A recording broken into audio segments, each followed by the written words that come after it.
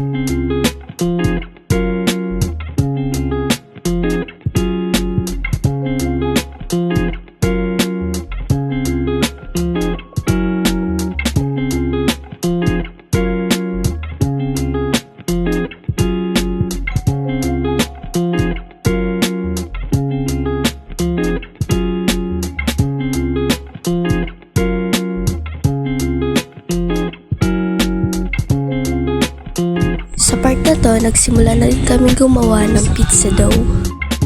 Akala ko madali lang itong gawin, pero dahil first time ko, nahirapan ako.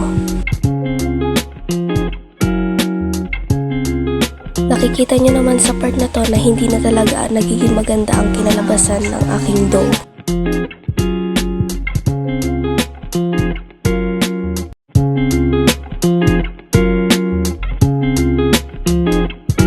Kaya nag-ask na rin ako ng help sa mga kasamahan namin dito sa Shakey's. And eto na nga yung kinalabasan ng dough. Sobrang perfect.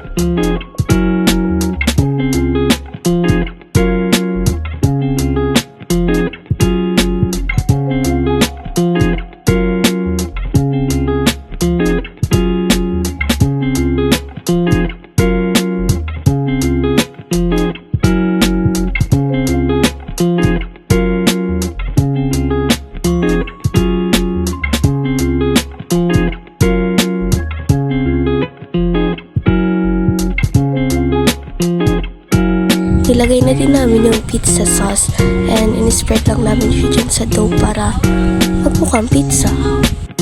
Joke lang, syempre para sumarap ang ating pizza. Tapos in-spread ko lang yung pizza sauce. Pabagal lang ako mag-spread kasi maarte nga ako. And next naman yung cheese.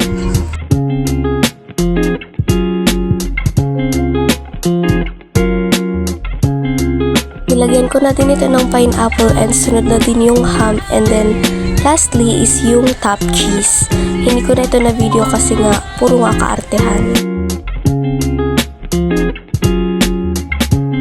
And yan naman yung gawa ng katabi ko and yung gawa din ng iba kong classmates. And syempre vlog ko to kaya dapat kasama ako. And sunod na dyan, dinala na namin ito doon sa may counter para mailagay na siya sa oven.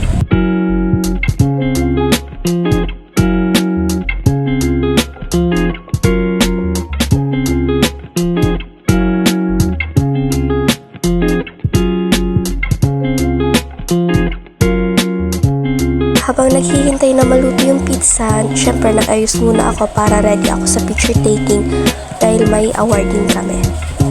And picture taking muna.